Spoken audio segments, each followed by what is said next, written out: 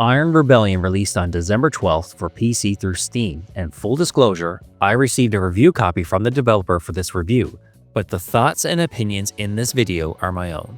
Iron Rebellion is a VR title and it retails for about $25 US. So, is it worth checking out? This review will answer that question. Locate and power up all 4 primary. Good. You can adjust your joystick height by toggling the switch on the bottom right display. To get started, adjust your joystick's height position to your liking.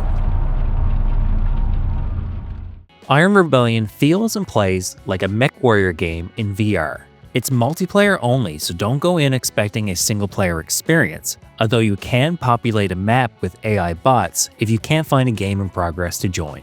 Let's talk about the controls first. As a VR title, it requires physically gripping the left joystick in the cockpit in order to move your mech with the thumbstick, and the right controller is moved with your arm. So, left joystick is forward and back, and strafing is left and right, while the right controller is motion controlled for aiming your weapons and turning in place. It takes a few minutes to get used to, but once you adjust the height of your setup in game, it becomes really natural, and I was surprised how precise your movements and aim can be. The maps themselves are varied in environments, and there are a few game types like Team Deathmatch and Capture the Flag type games.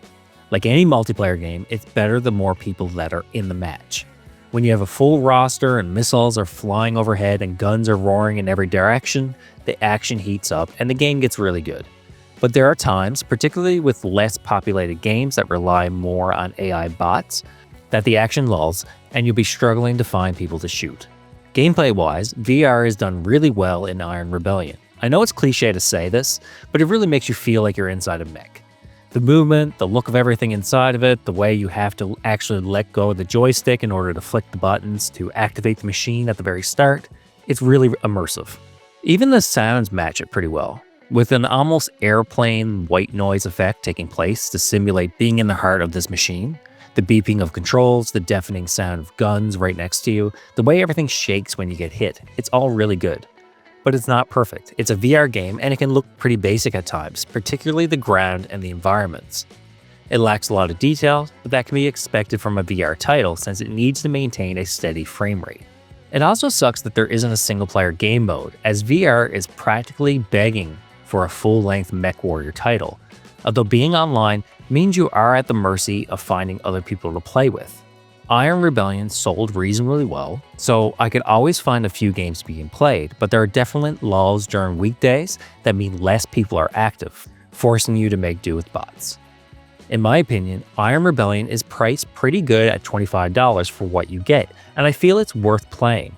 There are a few mechs to choose from and different weapons to customize your loadout, giving you some options on how you want to play it. There are some balance issues for sure, with some mechs and loadouts being better than others, but nothing was overly game-breaking. Iron Rebellion is well optimized, I didn't have any FPS drops, server issues, or crashes during my playthrough. So if you're looking for a VR mech combat experience, give this one a try. I'm the Casual Console Gamer, and I'll see you all in the next review.